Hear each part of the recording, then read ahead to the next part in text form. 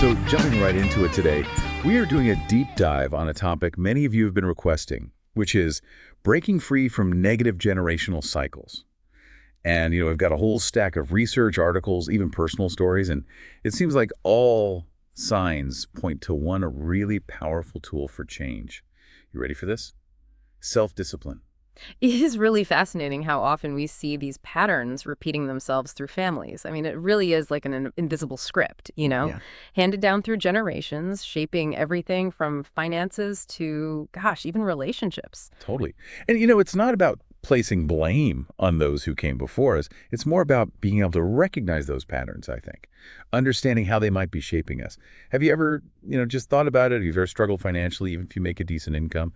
Or maybe, found yourself fall into the same relationship patterns that you swore you'd never repeat? And that is precisely what we are going to unpack today, right here, right now. We're talking about 4 common generational cycles. But don't worry, okay? It's not all doom and gloom. We are also going to explore how self-discipline just might be that magic key to rewriting the script. Okay, so let's start with the basics, the foundation. What exactly are we talking about when we say generational cycles? And how do these things even form in the first place? Okay, well, picture this. Imagine a family and they are struggling financially. Week to week, paycheck to paycheck, living that paycheck to paycheck life. The parents, maybe because of their own upbringing and experiences, they haven't really learned to manage money all that well, right? So that constant financial stress, it creates a lot of tension at home.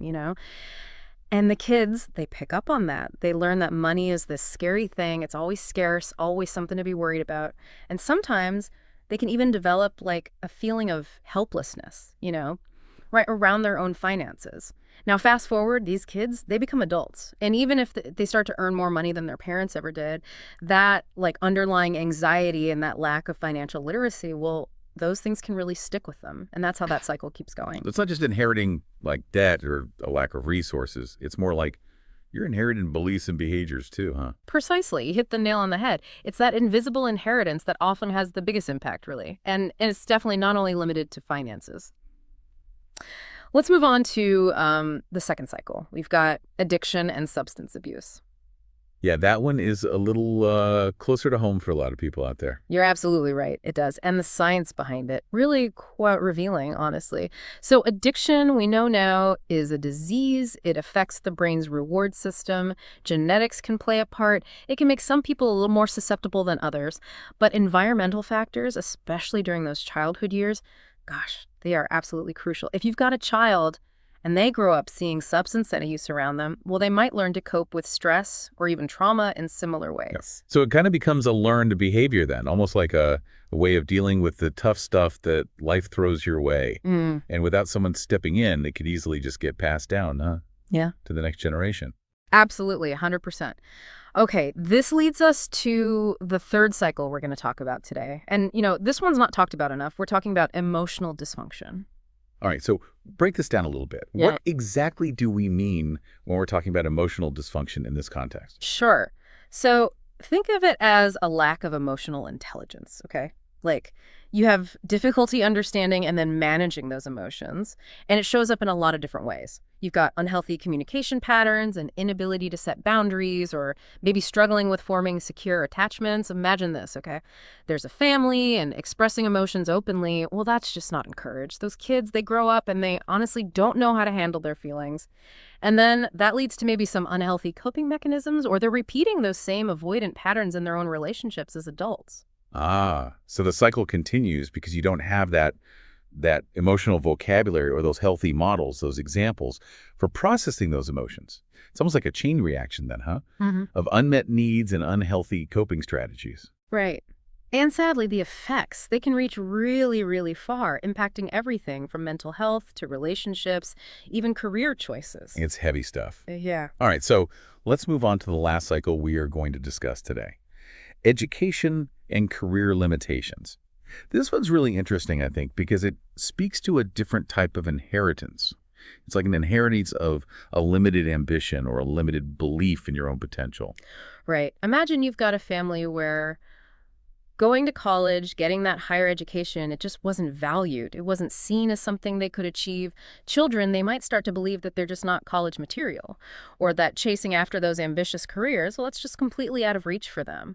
And that kind of thinking can really limit their opportunities. It can even create this self-fulfilling prophecy where they just settle for less than they're truly capable of. Yeah, that's heartbreaking because it's not about a lack of smarts or talent. It's more like a lack of being exposed to those different possibilities and then that belief in their own potential. Mhm. But this is where self-discipline steps in, right? This is all about taking control, rewriting that narrative, changing the story. That's where it gets really empowering. Self-discipline is not about being super strict on yourself or punishing yourself. It's more about like building up those mental muscles, the ones you need to make conscious choices. So let's go back to the financial struggles example. Instead of giving into those impulse purchases or putting off financial planning, self-discipline gives you the tools to create a budget, to save consistently, and heck, even learn about investing. And that's how you break the cycle, the cycle of debt and financial anxiety. So it's about delaying gratification, Mm, making those short-term sacrifices so you can have those big long-term gains. you got it. Exactly. And this applies to, well, all four of those cycles we discussed today. When it comes to addiction, self-discipline can really help someone resist those cravings and stick to their recovery plan. It's about having the mental strength, to choose a healthier path even when it feels really tough. And then with emotional dysfunction, self-discipline helps us to hit pause before reacting, to choose our words carefully, and then work on building healthier relationship patterns. Sometimes I do wonder if this whole focus on self-discipline puts too much responsibility on the individual. Shouldn't we, I don't know, shouldn't we be looking at the bigger picture, the systemic issues that contribute to these cycles too? Oh, you are so right. Absolutely. It's not one or the other.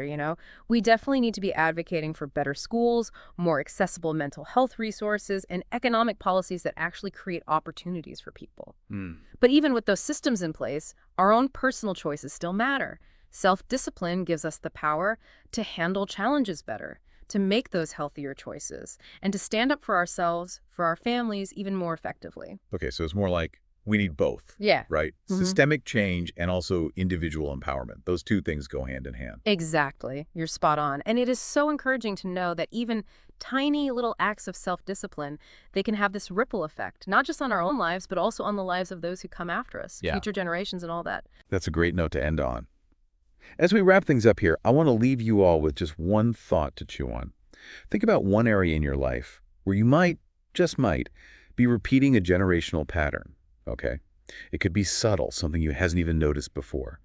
Ask yourself this: what's one small act of self-discipline I can commit to today to start to shift that pattern? It really could be something as small as taking 15 minutes every day to learn about personal finance, or maybe practicing mindfulness to help you manage those big emotions. Remember this, okay? Change always starts with awareness, and even those baby steps can lead to massive transformations. Couldn't have said it better myself. All right, everyone, thanks for tuning in to another deep dive. Until next time.